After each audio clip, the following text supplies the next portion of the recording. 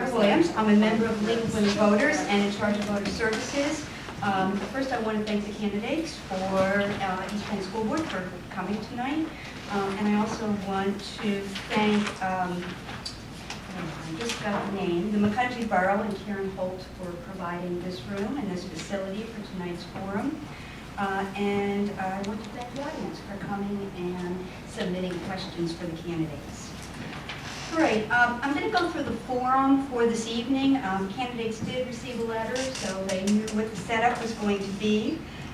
We will go through, we will start with a 2-minute opening statement. I'm going to do that alphabetically. And our timer is Noreen Yamamoto. You have 2 minutes for the opening statement. And you're going to probably give your reasons for running for the seat on the school board, as well as any personal qualifications which you think might help to get you elected. We have 2 minutes for opening questions. She's going to give you a 15-second notice, and then she'll hold up a stop sign at the end of the 2 minutes. And if you go over that, don't make me come up there.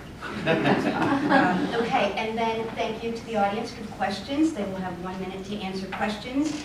We will rotate so that one person is not always the first one or the last one.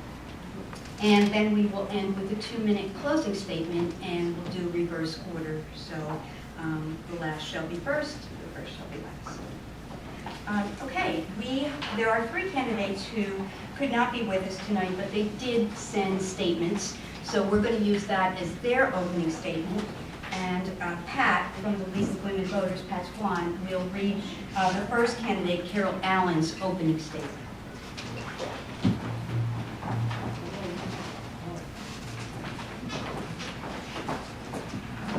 This statement is from Carol Allen. She says, "Good evening, everyone. I apologize for my absence tonight as I had a previously scheduled engagement. As was mentioned, my name is Carol Allen, and I am a candidate for East Penn School Board Director. I was born in Kingston, Pennsylvania, and moved to Emmaus in 1972. I have been an East Penn resident for 20 years. I have a bachelor's degree in elementary education and German foreign language, and a Master of Education as a K-8 reading specialist from Lehigh University.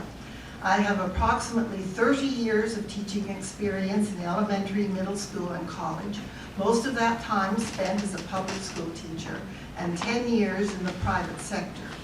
Now that I am retired, I have spent time volunteering with the Emmaus Kiwanis Club. Presently, I am a volunteer helping elementary students with reading and math at Willow Lane Elementary School and Lehigh Christian Academy. Education and community service have been a major part of my life, which is the main reason I decided to run for East Penn School Board Director. I believe our children's education faces some challenges now and in the near future, not just financial, but also with what I believe to be continued overreach by the federal and state governments into the classroom, most recently with No Child Left Behind, and now with Common Core, Pennsylvania Core Standards, and data collection. Other concerns, such as unfunded mandates, are passed on to the taxpayer and many times are the reason for tax increases, along with the possible loss of local control. These are some of the issues that are important because they affect taxpayers as well as students. Most teachers want to be proud of the work they do and need to be allowed to teach their students as they have been trained, not spend their time teaching to the test. As an advocate for students, teachers, and taxpayers, I am certain with my experience in education and the pension industry, I can help guide our district through these difficult times.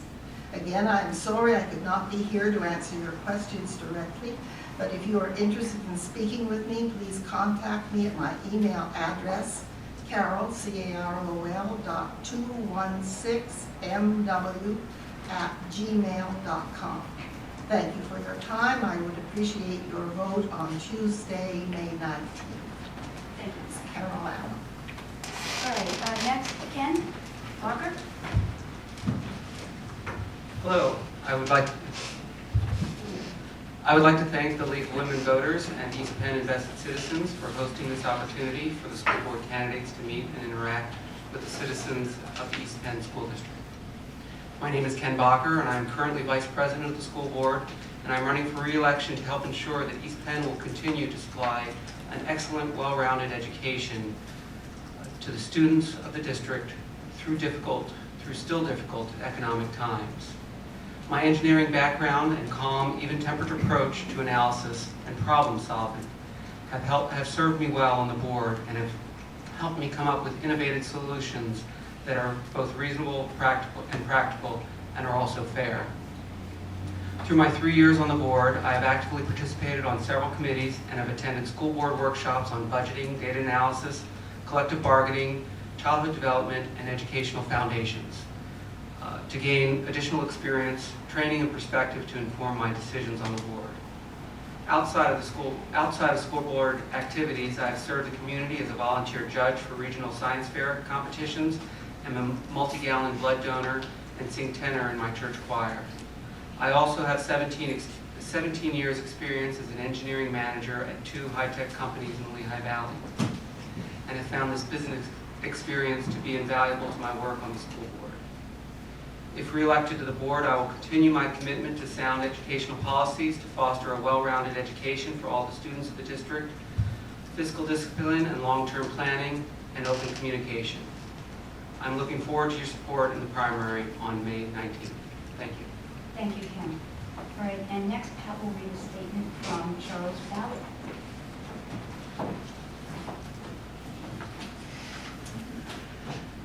Chuck Ballard. I'm sorry I couldn't be with you tonight, but my wedding anniversary took precedence this evening, I'm afraid.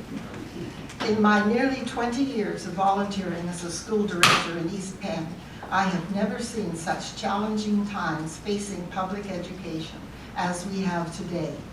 The economy is still recovering.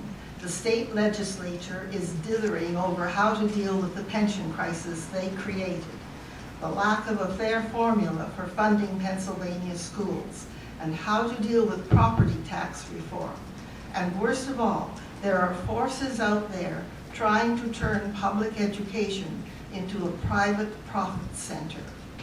As a school director, I am trying to ensure that every student in East Penn is able to achieve their maximum potential and become productive members of society, while at the same time balancing the needs of taxpayers for accountability and fairness. One of the greatest problems we face in trying to be fair to everyone is the unprecedented attempts by some people to politicize public education for their own ends.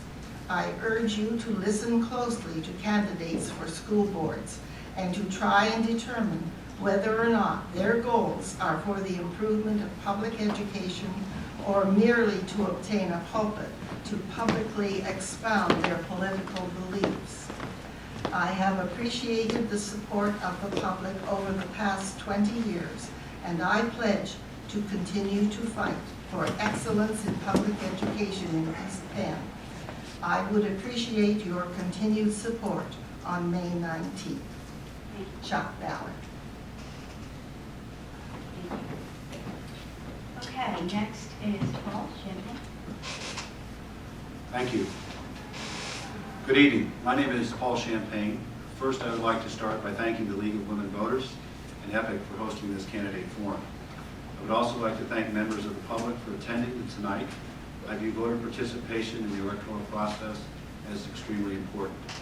I decided to run for East Penn School Board because I wanted to see our district continue its commitment to excellence in public education.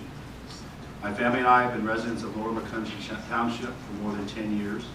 I have twin daughters in the 8th grade at Ira Middle School and a son who graduated with honors from Emmaus High School in 2014 and now attends Lehigh University.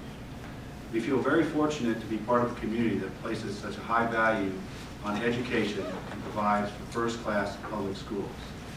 The support for high-quality education in the East Penn School District is something I believe is fundamentally important for the future of our children. Strong public schools with educational opportunities for all provide the foundation for building a better and more prosperous community. With 5 of the 9 seats up for election in 2015, the support for strong public schools balanced with fiscal responsibility has never been more important. I want to see East Penn continue its commitment to excellence in public education, but also work harder to do better for our children. To continue this success, it takes board members who can appropriately balance the best interests of our schools, our community, and be fiscally responsible to taxpayers. I believe that a strong school district not only challenges students academically, but provides for a broad educational experience. This includes opportunities to participate in the arts, athletics, and the technical education if desired. As a former executive of PPL Corporation and now an independent electric utility consultant, I believe my over 30 years of business experience has prepared me well for the decisions that will confront school board members. In my career, I have been involved in many challenging and complex business situations. Thank you, time. Okay, and one last statement from Chris Donatelli.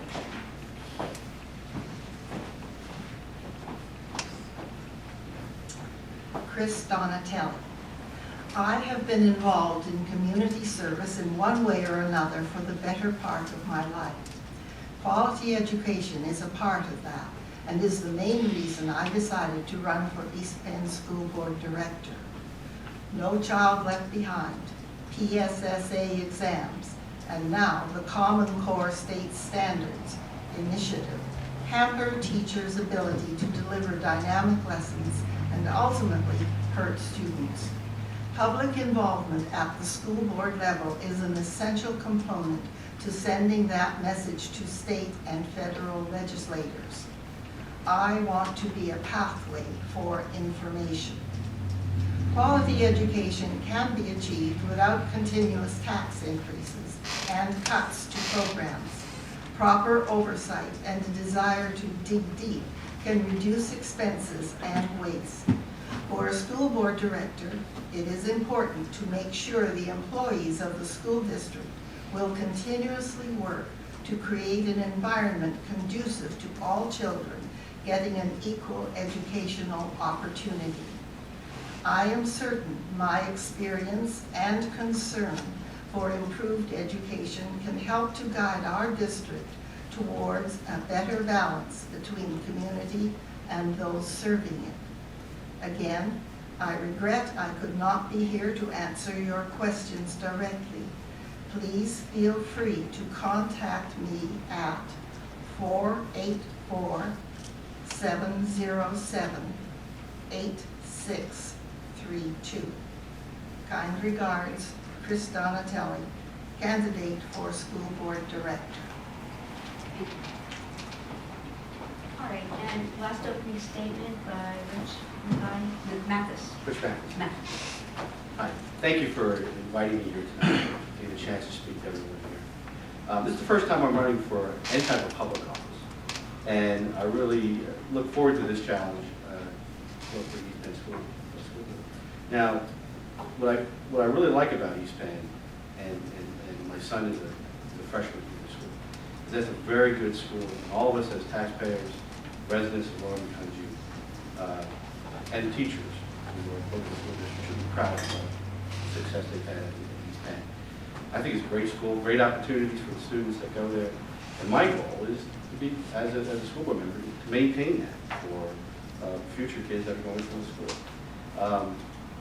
I find it very interesting that in this environment that we have today, with all the challenges that are taking place inside the school district, and a school board throughout Pennsylvania, that East Penn still stays right on top as far as the education of the kids. And you know what makes me qualified? I've been in business for 36 years. I work for a very large company here in the Lehigh Valley. I'm their security operations manager. And I can bring a little perspective, I think, independent review of what's going on at the school board. I don't have a personal agenda, nor do I have any type of political agenda. So I think I can be somewhat objective to any kind of what's taking place in the sector. Okay, and I look forward to your questions today. Thank you. Thank you.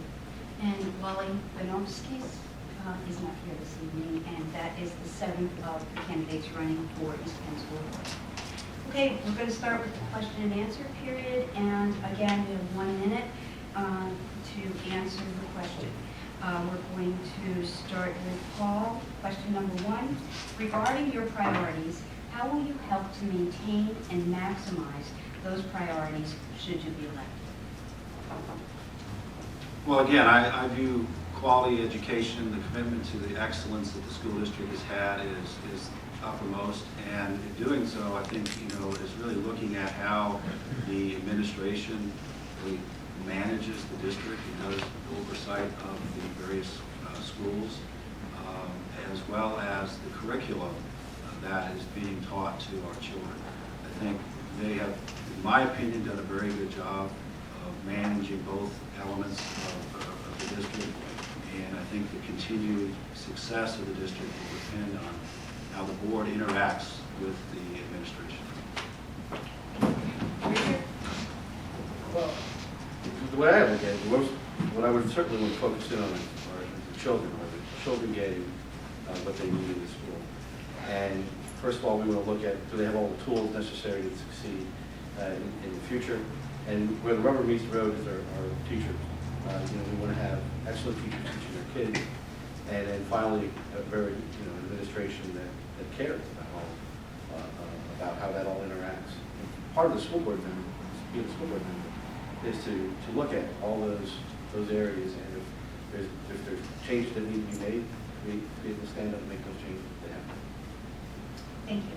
Ken? Well, my priority is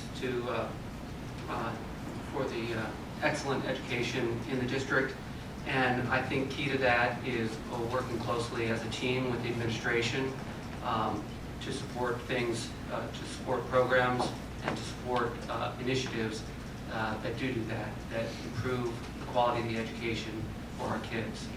And I think Chuck mentioned it in his opening remarks, stay away from politics and other things that are extraneous to the education of our kids. Thank you. Okay, question number 2, we're going to start with Richard. Do you support continued funding of extracurricular programs such as music and sports and clubs? Why? My personal opinion is yes. We never really know what really can capture a child's interest. And East Penn has great athletes come out of the school. And I think we as parents and taxpayers ought to be proud that we have this opportunity available to succeed. And I think when we look at all our curriculum, the arts, sports, the academics that we have in our school, all these things, you never know which one's going to make a child interested and help them further in the future. So, yes, I would support that. Okay, thank you. Ken? Yes, I do support continued funding of extracurricular programs on several levels. One, I think many of the programs assist in the learning process. Seen some work that music and artistic pursuits actually improves the learning of other subjects. I think sports are a great way to develop teamwork, and I think sometimes these activities help the kids to become more engaged in the school life and more connected with their peers, and I think it just adds to the academic education that they're receiving at East Penn. Thank you. Paul? I too support continued funding for extracurricular activities. My son was a swimmer at the high school for 4 years, and I saw what that did for him in terms of how he managed his time, how he was engaged with other students in the high school, how he was engaged as a leader in the high school.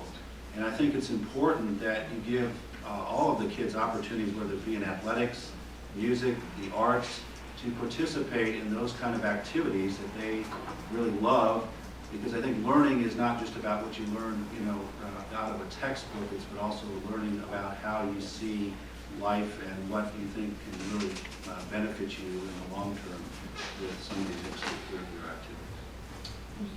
Okay, Richard? Yeah. What did I do? Where's that here? Oh, sorry, we're done. Jeez. I'm trying to get ahead of myself here, keep disorganized. All right, question number 3, we'll start with you, Ken. I'm ahead of myself here. Do you feel that school boards should engage in censorship of curriculum, such as the attempt to censor prep and the acid Kool-Aid test a few years ago?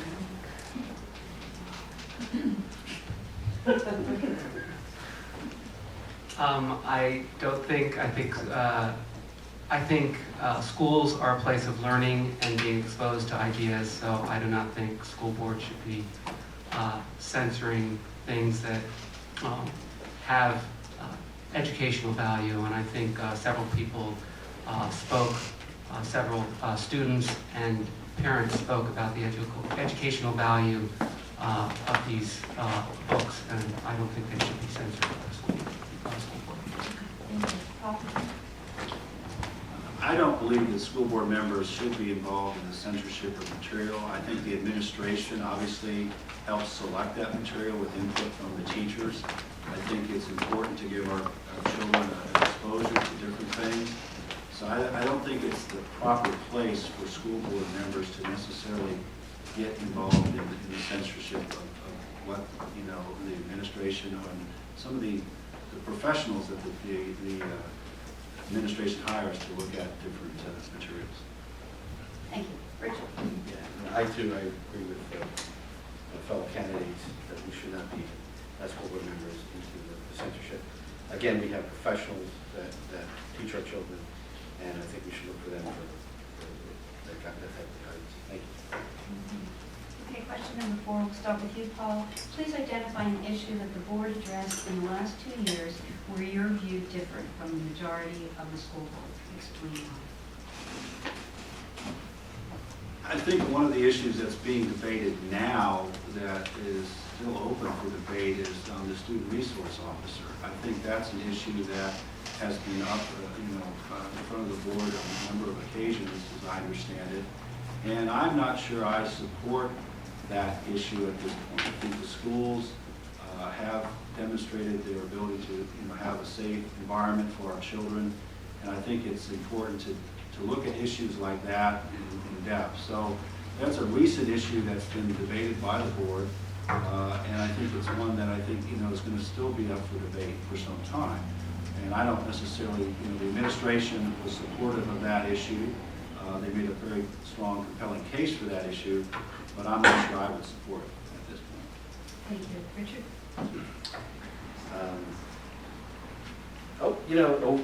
I've been living in the school district for 16 years, and I haven't, in my experience, really come across a decision that the school board has made that really I would not have accepted. I think that shows that, number one, the candidates that we have running so far in the East Penn School Board over the years have done a very good job at managing the situations that take place. So I think I'm just fine right there. Thank you. Ken? I don't have any major areas where I've been at odds with the majority on the school board.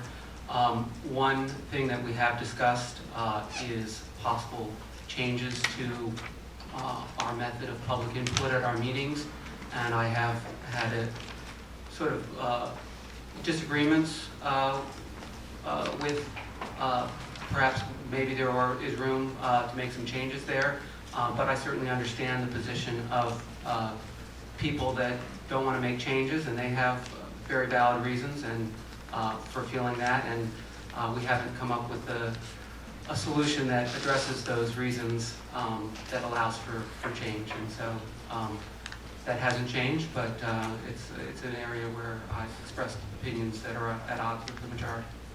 Thank you. All right, question number 5, we're going to start with you, Richard. Do you believe in keeping a healthy fund balance in the budget as recommended by Moody's and other credit rating agencies, or would you agree with others that the fund balance is actually excess funds or a slush fund? No, I would support having that balance. And the reason why is, as we've seen through our political changes that have taken place, not only in the state and the federal level, And all those funds could eventually affect our school district. So I would have that emergency fund. You never know what might happen. And you want to have that money available in case there's a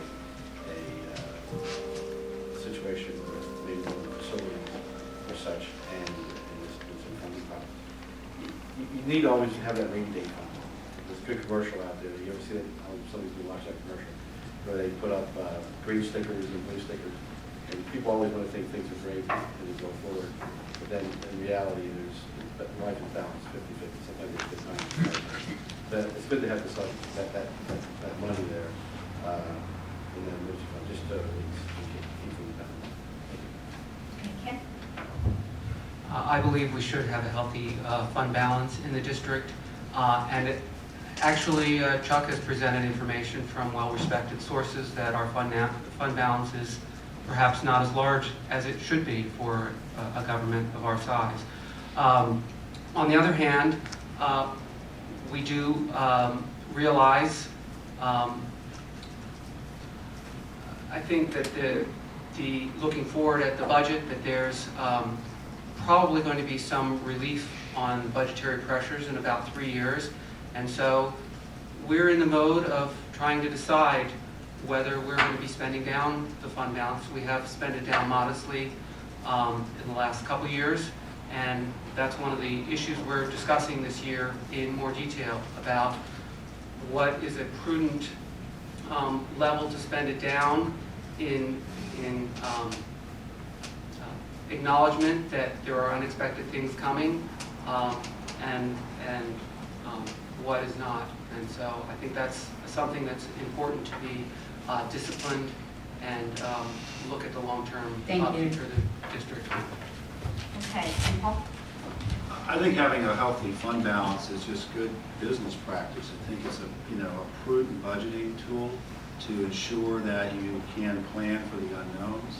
I'm not saying you have to not consider it every year and what is the appropriate level, but I think it's a tool that is, recognized as well thought through to keep, yourself in a good fiscal position. And as Ken mentioned, I think the board does a very good job, and I would support how they've looked at it. Each year, every year is different, and make sure that the level for every year is an appropriate amount. I know that they've been debating this year whether they can even reach the 5% that they have been trying to target. The state actually recommends 8%. So I think it's important to recognize that a fund balance is not a rainy day fund, but it's to plan for the unknowns, and it's just good business practice to do so. Thank you. Okay, we'll start question 6 with Ken. Do you feel that the board can replace Common Core with global control?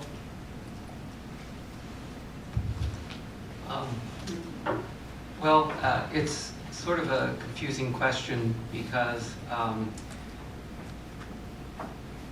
Common Core doesn't change the local control the school district has. Before Common Core and after Common Core, the district has been in charge of the curriculum, and the Common Core is just a set of standards that the state has adopted, and we had standards before Common Core was adopted, and we have standards now, and they're in the purview of the legislature.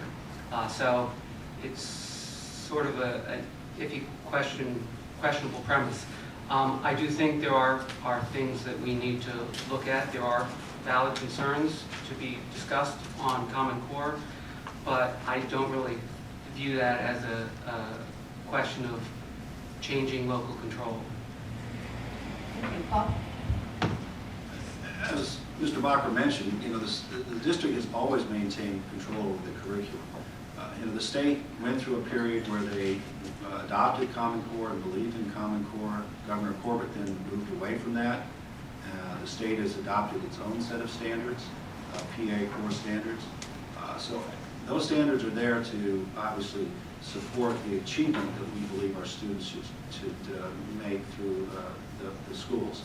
But I've always viewed it as it's the local's responsibility to set the curriculum, be in charge and oversee how the teachers implement the various systems that they need to ensure that the students are getting what they need in the classroom. So I don't view Common Core or PA Core as the issue. I think it is continued control by locals that is important to remember. We have that. Thank you. Richard? Yeah, I mean, I think I can agree with both my colleagues here, the candidates here on this committee, that, you know, we do have control over the curriculum here in the school district here. And also, you know, if you were looking for changes in the state, you can look at your state legislators to get those type of changes. Thanks. Thank you. Okay, gentlemen, this question might put you in the hot seat, but we're going to start with you, Paul. Do you think our schools would be safer if we allowed teachers, administrators, and parents to carry handguns in school buildings, as was suggested by a district resident at a recent school board? I don't believe that it would be. As I mentioned earlier, I think that we have a safe district. We've always had a safe district. I think the administration and the board continues to look at and ensure that our students are safe. You know, as I mentioned earlier, they are debating whether a student resource officer or a law enforcement officer would be in the high school on a full-time basis. So I think if we want to move in a step toward additional safety measures, I would probably think about endorsing that before moving to a situation as described in the question. So again, I think we have a very, I want to make sure everyone understands, I think we have a very safe district now, and the administration and the board continues to focus on ensuring that our children are safe. Thank you. Richard?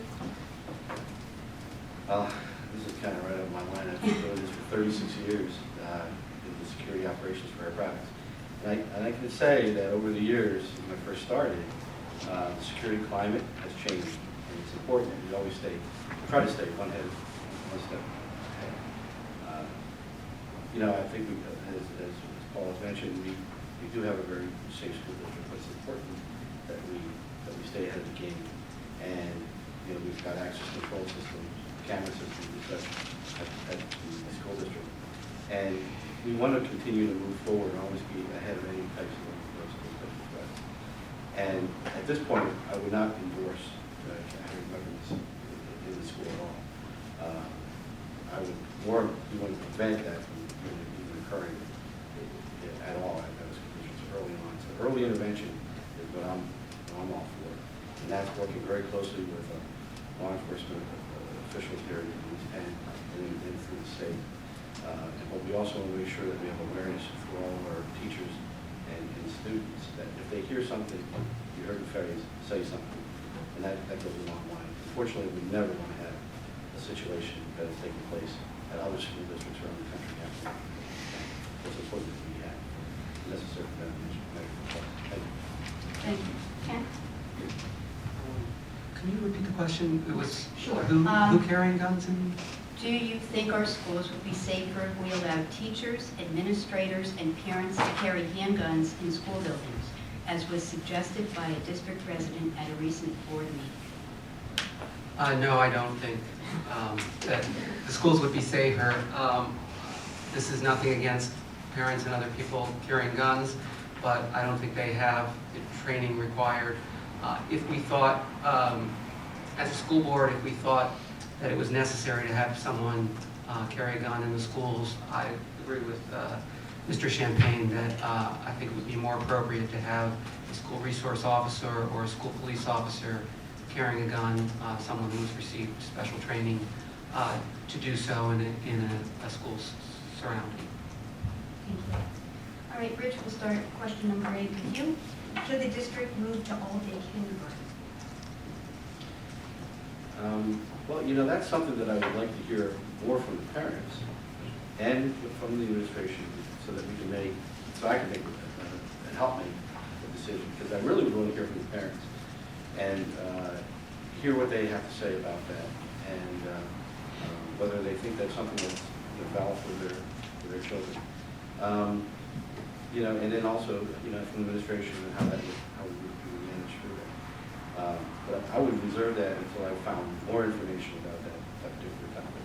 But I would certainly be interested in hearing about that. Ken? We haven't debated this on the school board while I've been on here, but I have discussed it with some people. And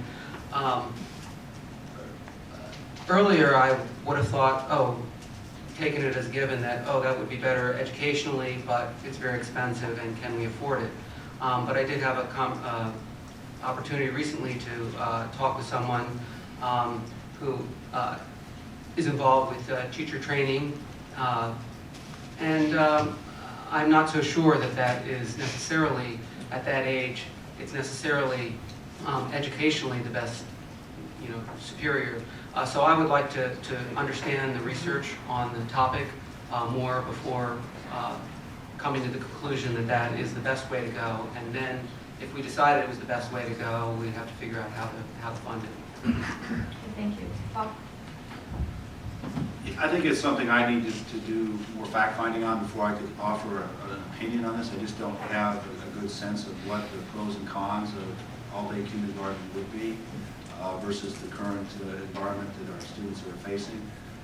But again, it's something I think at a board level, that's a topic that we look to the administration to present facts on the situation and understand how it would impact our students and our parents in the district.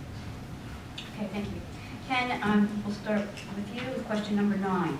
The administration is planning to offer summer classes online with a weekly meeting with a teacher. What is your opinion on the trade-off, convenience and cost versus interacting with a good teacher? This was an issue that we debated, I think had a very good discussion in the school board, and I think a lot of people expressed concerns. I know my daughter took an online course one summer, and it required a lot of effort to be self-motivated. What we're talking about in East Penn, however, is not a true online course. It's a hybrid course, which does have teachers available for instruction and an online component. And so I'm hopeful that the teacher component does address the concerns that I would have with an online-only summer school. And we're evaluating it, and I think we're going to look hard at what the results are to decide whether we're going to continue. And there are some ways where it does add flexibility, and so it's not really a big cost saving for the district, but it does add flexibility that might allow more people to take advantage of the summer school offerings. So, Thank you. Bob? When I attended the board meeting and learned about this topic, I thought it was an innovative approach to help address one of Ken's points, which is access to summer session by students. I know in my own situation, my son was unable to take a course because he's as a swimmer during the summer. He couldn't make all of the required sessions. So I think this hybrid approach, and I know that it has to be vetted again after the summer session, is an innovative way to think about how to increase the chance for our students to participate in summer session if they want. I also think that given the way that it is structured, by having teachers available all week for them to come in and meet with if they have issues, provides a good compromise for the way that they've addressed the summer session. Actually, I think what we're doing here at East Penn is a very good approach, hybrid approach. You certainly need the teacher's touch, but moving forward, online classes are being offered to a lot of college students. I've taken it myself in college, and there are courses that there are some students who can move very quickly through some of these online courses at their own speed, but with some teacher instruction. And there are other students who would maybe struggle because they have to be self-motivated. But at least there'll be a teacher here that can also help them get through that program. So I think this hybrid approach that we're taking here is Okay, thank you. All right, question 10, we'll start with you, Paul. Please tell us about your commitment to public education versus other forms, cyber, charter, private, and why. What part does a high-quality teacher play in public education, and what must be in place in a school district to ensure that?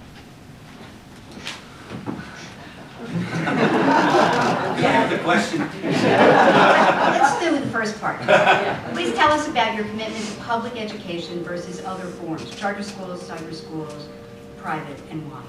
Okay, I believe that our school district represents, a very good value for our students and our parents. I also think that, the school district has demonstrated time and time again it can be very successful in educating our students. I'm not opposed to other opportunities for parents and their children to take advantage of different educational opportunities. But if I'm elected to the board, obviously my first priority is to ensure that the students that want to attend East Penn School District and the parents that want to have their children attend East Penn School District is to give them the best chance, get the best quality public education we can. I think it's important also for the district to work with some of these other organizations because parents will want to take advantage of it. So I think it needs to be a cooperative effort to help strengthen and to give all of our children, whether they take advantage of East Penn schools or charter schools, the same opportunity. Okay, Rich? Yeah, I think, parents, it's up to the parents really. I would never want to dictate to a parent how they want to have their child, what type of education they have. So I'm open to all the different types of education available. But as East Penn School Board, as Paul has mentioned, our focus is on the East Penn School District itself. And we want to make sure that those kids are afforded the education, best education. But I think it's, I think allowing a choice for parents, I think that's what America's about. It's a choice tonight. We want to elect the school representatives, so it's about choices for me. Thank you. Ken? I think a strong, robust public education system is vital to our democracy. And it's an underpinning of the American dream. So I don't think we can understate how important it is to our community and to our country. That being said, I don't have a problem with choice. However, I do have a problem with some nominal public institutions that are private educational organizations that have a charter school tacked on the front to get public monies. I don't think it's a good idea to have a charter school that's a private institution with a public wrapper on it. Thank you. Okay, question 11, Rich. What programs would you seek to cut from the district budget? That's a good question. To be honest with you, right now I don't see, there's nothing that's pressing as far as I'm concerned. I think when I had a chance to take a look overall at the general budget, I think the funding very fairly and appropriately. There's nothing that's glaring. Okay, Ken? At this point in the cycle, we've already made significant cuts in the budget. The remaining large issue in the budget that I think we're going to look at, and I don't know if it's going to be successful or not, but I think the SRO is something that I mentioned at the last board meeting, is something that has to be on the table for cuts, especially if we can close the gap significantly. That's in the budget. We haven't had one before, and that's an area to look at. Thank you, Bob. And as I attended the last board meeting on the budget, I think that the administration has done a very good job of trying to balance the needs of the district, the quality of education, and how the taxpayers are impacted by the changes that they're facing. So I don't see a need to try to cut things at this point. I think it's back to how the administration handles each of the programs, and can they find efficiencies in the programs, which, from my looking at what they're doing today, I think that they're off to a good start. It's a new, administrator, and I think he's done an excellent job of trying to balancing everything. It's a tough job, so I don't want to see any programs cut. So I think, right now, I would not see a major change needed. Thank you. Losing here. We're starting with question 12. So, Ken, what are your thoughts on the school resource officer at EHS? We've had actually a couple lively discussions about the school resource officer. I think it's a position that the administration feels very strongly about. I don't believe personally that they've provided enough guidance and vision about how it's going to change the school positively to make me excited about it. And so as I already mentioned, in a tight budget year, I think it's something that's going to be difficult to support unless we can find issues elsewhere, cuts elsewhere, or rearrangements elsewhere, or something like that. Okay, thank you. Paul? As I mentioned earlier, I think it's something I would want to further evaluate. Obviously, the administration has put a lot of effort into this issue, and they believe very strongly about it.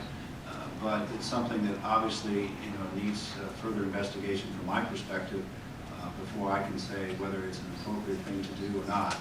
And as Ken mentioned, there's budgetary concerns as well. So I think as I sit here today, I think it's something I just need to get better educated on before I can make an informed decision. Okay, Rich? Well, I'm going to give a little different perspective. I would be in favor of the school resource officer. I understand that there's funding concerns and we don't have one right now.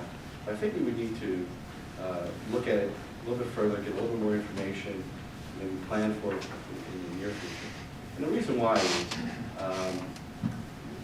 other school districts have resource officers available. And it's important that they're resource officers, and that the kids they can trust them. So it's about getting the right person in that particular role. The kids can come up. We talked about this earlier, where if you see something, say something, and the kids then can reach out to this person and tell them, with confidence that what they're telling them will get on. Because we want to keep our community safe.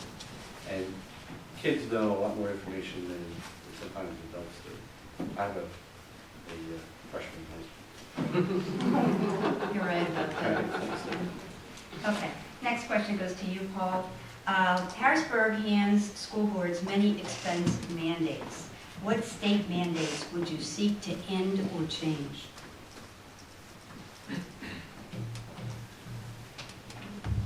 Well, I think, again, some of these things obviously are, out of the control of school boards. For example, the pension issue is one that is something that will have to be decided at a legislative level. It's not something school boards can necessarily, independently change. I think, the other things that, we need to do is if we believe there are mandates that are being put upon the school districts, not just East Penn, but any school district, I think it's incumbent upon all voters and, school board members to speak with the legislators to ensure that, there's someone who understands the impact it will have on schools and the taxpayers. But, I can't see one particular mandate right now that I'm, aware of that is, so pressing other than maybe the pension issue. Okay, thank you. Rich? That's, obviously, it's out of our control, but our state legislators, I really like for them to really spend more time on fixing the pension issue because that puts a lot of strain on the school districts. But that would be about the only thing that I would see. Okay, Ken? So just in the time that I've been on the board, we voted twice to send our opinion to our legislatures about the prevailing wage that we have to file to abide by in any moderately large construction project. So that's something that I feel strongly about. I would also say I agree with something Chuck Ballard has said a lot, that anything that's important enough for the legislature to mandate that we do should be important enough for them to provide some funding for. So in that case, unfunded mandates are something I would seek to address. Thank you. Okay, next question, we'll start with Rich. What was the last book which you read on the subject of educational policy? What did you learn from it? The name of the title of the book is very difficult because the last 3 or 4 years of my life I spent reading my wife's paper, dissertation on education. She's got a doctorate in education, and I've been reading that for. So the book is written by Denise Mathis, my wife, and it was about the evolution of education here in the United States. And so that will be the last book I read, and it's quite long, and she did a good job on it, and so that's the last book I read. Okay, thanks. Ken? In the last, say, several months, I've read a lot of papers on, research papers on school resource officers. I have read parts of one of Diane Ravich's books, but I haven't read a complete book on just on education policy. I have also, I mentioned in my opening remarks, I have attended some seminars on early childhood education, and I thought that was very valuable for my decision-making process. Thank you. Paul? I'll be honest, I have not read a book on educational policy, but one of the things I did do in trying to decide whether to run for a school board is I did spend a full day at the Education Policy Law Center, I believe. It took their seminar on the various issues facing the state. And I think that gave you a good perspective on how school boards should operate, what's important to consider in terms of how you interact with the voters, as well as just understanding, the history of education in the state of Pennsylvania and how, it's evolved to where it is today, and what it really means to continue this path that we're on to in this district from an excellence standpoint. Okay, thank you. We're starting with question 15. Ken, what is technology's role in the classroom? How important is it for our district to keep up technologically?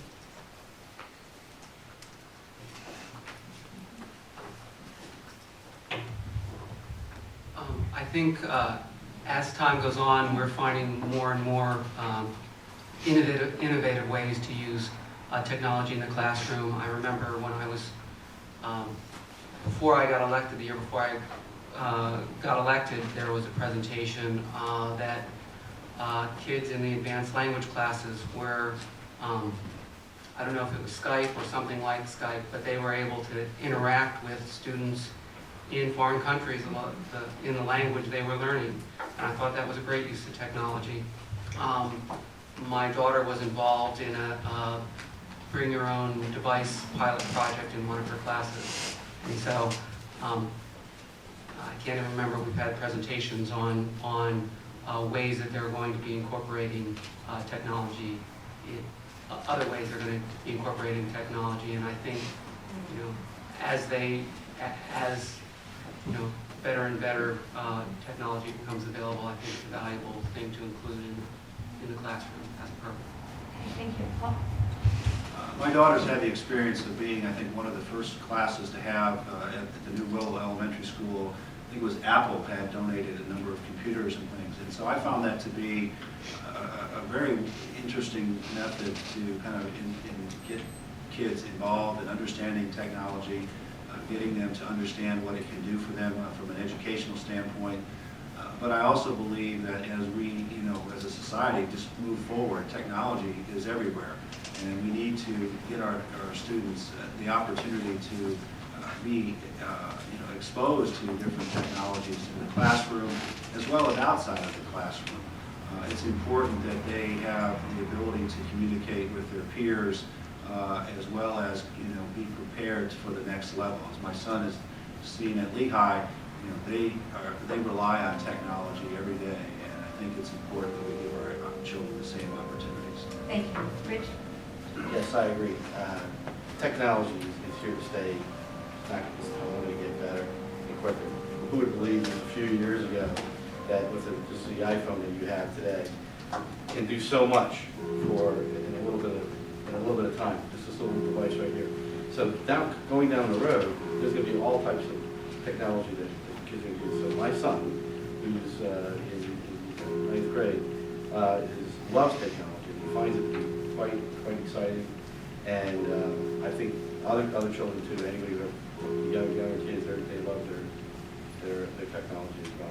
And that's just not going to waste. So it's important that we provide it. But one thing is the human interaction of the element. It's important that the teachers stay engaged with the students, because we're still people, and back if you guys stay in touch with those students as teachers, parents, all have to stay in touch with your kids. So they do that. Thank you. Okay, Paul, this next question goes to you. What class size is too big at the elementary level, the middle school level, and the high school level? Well, I think that, my daughters and my son have been exposed to class sizes ranging from as low as 20 to maybe as high as 25 students in coming up through the elementary school and the middle school. I don't think that it's necessarily the size that is what we need to focus on, is making sure that we give our teachers the tools in the classroom to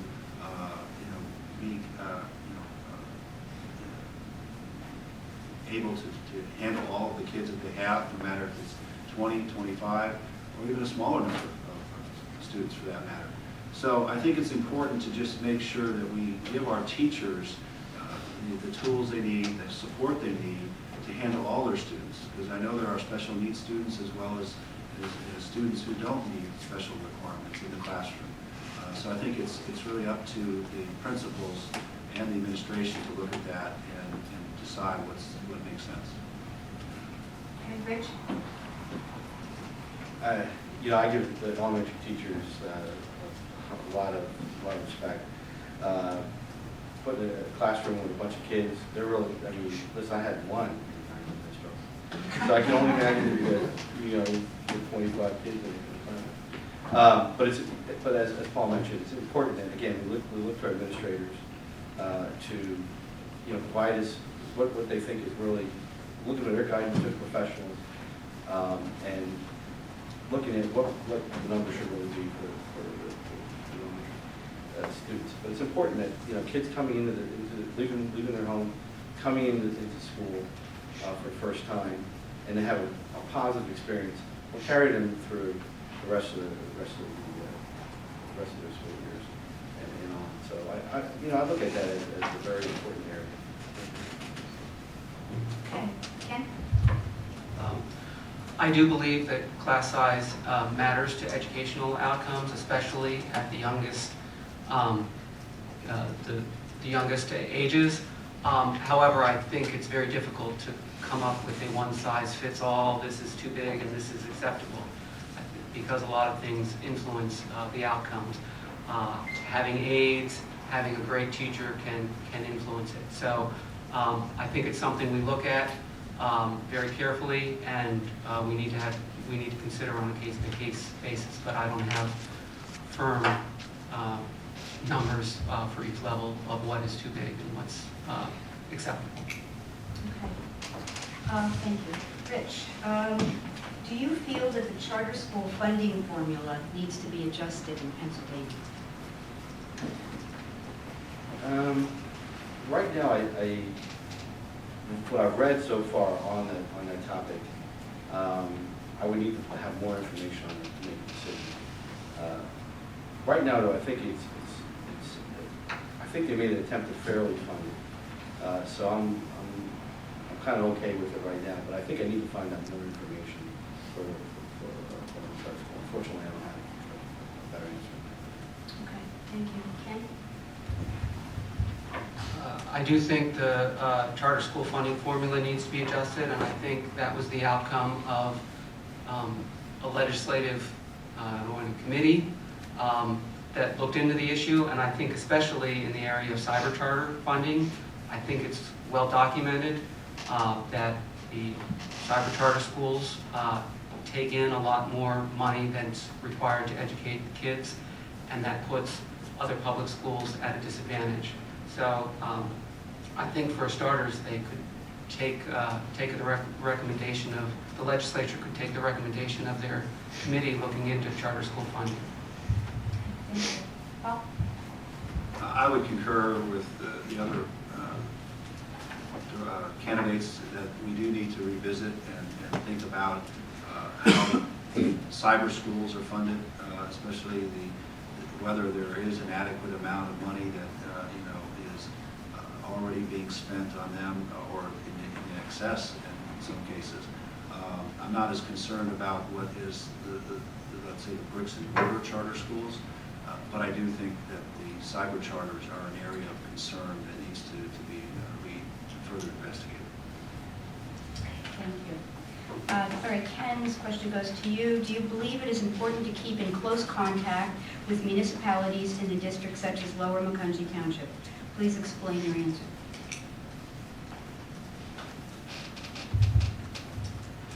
Yes, there are many times when it's advantageous, especially when you're looking at population, how population might change or in the future to be able to plan for it. Often municipalities are the first ones to know, oh, there's development being proposed or being planned for here. We just had, last year, had a fairly large study commissioned to look in, try to estimate what the population changes were going to be in our district. And part of that study was a lot of interviewing with all the local municipalities. So I think that's very important. I should say, there are also areas, especially we're in Emmaus, there are areas where we need to coordinate with Emmaus on issues outside of population. Okay, thank you. Paul?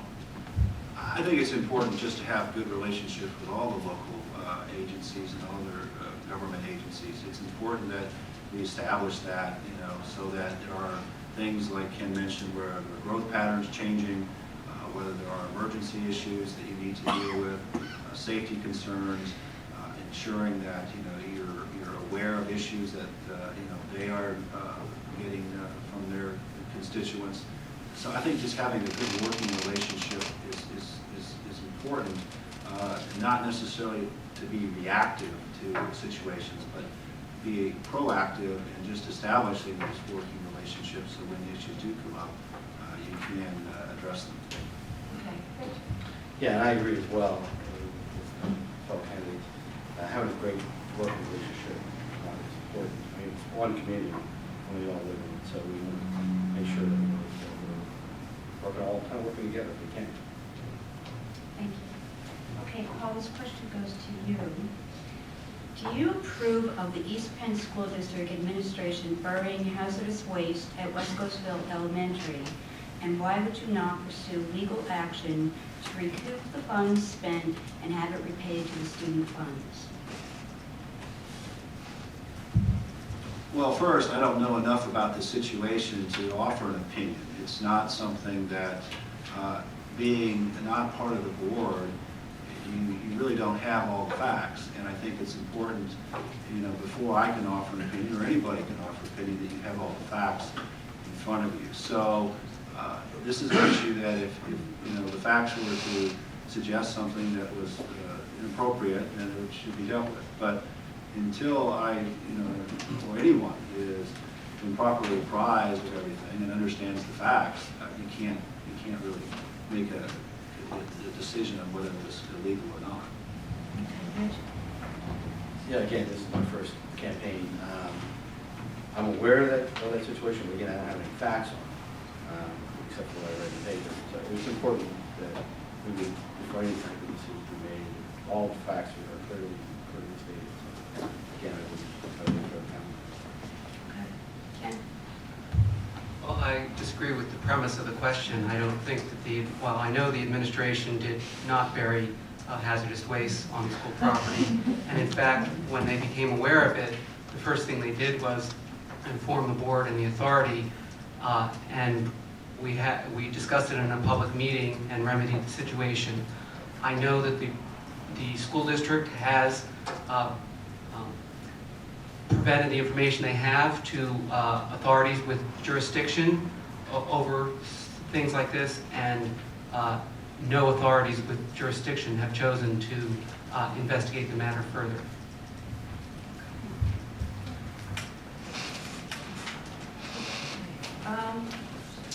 We'll start with Rich with this one. PA State Congress is considering consolidating 501 school districts, I believe it's 500 school districts now, into 50 districts and align them to 16 departments.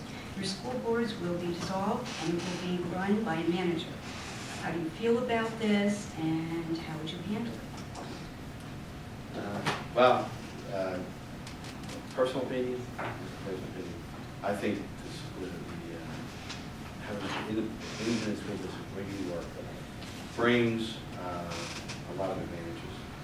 One is we're able to, these are our kids, these are going to our schools that we're funding, we're helping fund, and it's in our community. I would rather have that control versus over a larger area. And then, if there wind up being cuts and such, I would want it to be, I want us to have a larger say. By having our own school district allows us that and gives us that opportunity.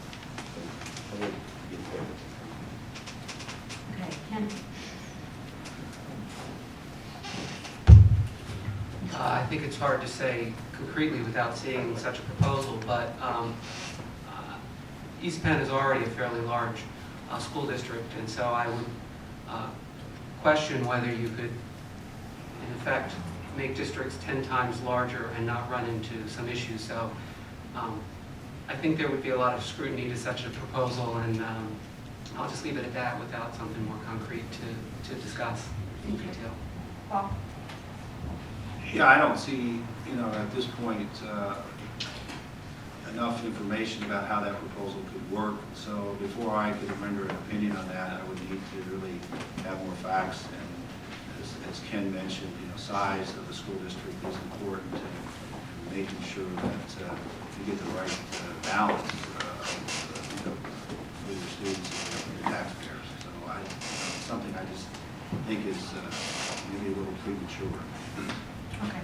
Ken, this question goes to you. As a school board director, would you attempt to micromanage the district, or would you seek to work with the superintendent and administration to supply feedback and direction?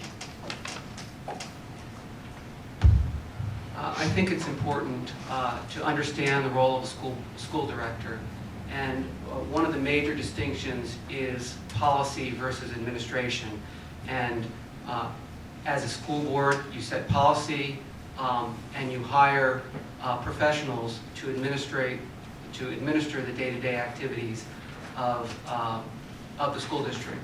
And I don't think it makes much sense to hire a well-educated person who specializes in administration of a school district and then second-guess every single, or look over his shoulder on every single decision. That's not to say we're not providing our oversight and supervisory, but micromanaging the day-to-day execution of the policies is not really the role of the school board. Okay, Paul? Having served on both external and internal boards, I concur with Ken. I mean, you've hired professionals, you've done an exhaustive search to find the best and brightest in not only administration but your teachers. The role of board is not to micromanage those individuals. It's to provide guidance, it's to provide insight, it's to ask tough questions and to hold them accountable. But these are the people that you've hired to manage essentially a business. If you think of it, there's a roughly $140 million budget that they're responsible for, and they have roughly 1,000 employees. So you've hired some people to do that, and you want to trust them, but you want to verify that they're doing their job. and give them oversight and guidance. Okay. Rich? Yeah, I agree with my fellow colleagues. You are hiring professionals, they're highly educated, come from some of the best schools to run the school district. But also, you know, we'll be able to verify that they're actually, I think that's true. And wrong rating is I trust everybody, I gotta double check. Thanks. Okay. Paul, this question is for you. I know we've asked a budget question before, but this one states, last East Penn School Board meeting, the administration had the principals cut 10% of their budget since these are used for student use areas. Do you think it would be better to cut somewhere else and where? Again, as we just mentioned, I think it's not the role of the board to try to micromanage how the administration looks at the budget in individual line items. I think if they feel it's appropriate to take a look at that area and cut in that area, you know, I'd want to ask tough questions about the cuts, but I think it's important to also take their guidance. Again, I think the administration has shown that they can manage a budget. They're doing a very good job of trying to balance the needs of the taxpayer as well as the needs of the district. So I look to the professionals to really support and you know, and justify what they think is the appropriate budget items and cuts. Okay. Rich? Yeah, I certainly would like to hear what they had to say as to and what areas that they were looking at specifically. And report back again. They are the professionals, and obviously, if they're looking at that, I would think that they found something that they were going to look at.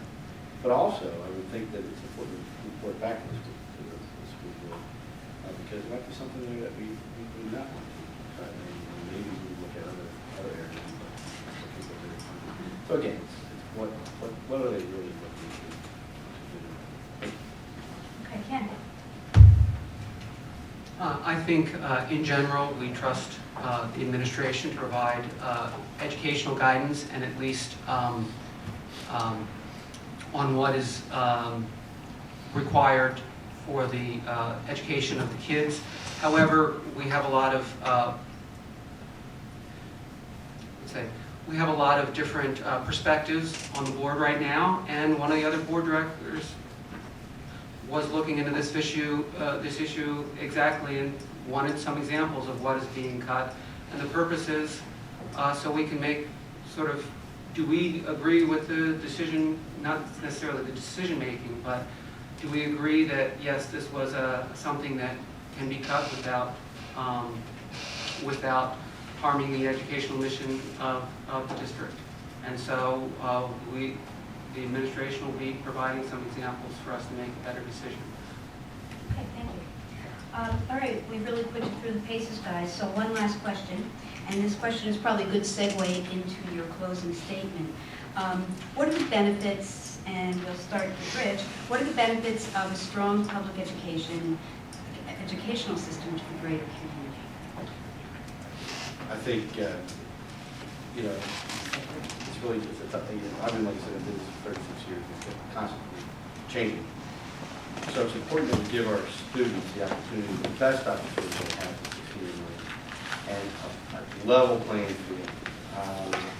You know, this is an opportunity that, you know, rich or poor, this is, your kids are going to get the same kind of education that we do. We afford the same education for everyone, that they all have the same ability to succeed. And I think that's so important. And I think that we here discussed earlier tonight, I think us as running for candidates, if we think education is important, we wouldn't be here. And you wouldn't be here tonight asking me all these questions, we would find it pretty important. So I think it's very important. Ken? As I said before, I think a strong public educational system is vital. A strong public educational system is vital to our democracy. It's that important. In addition, an educated workforce promotes job growth and economic vitality in the community. It also improves home values. So even people that don't have kids in the school also get a benefit from a public educational system, and not just a long time in the future. I think it helps. Okay, thank you. Paul?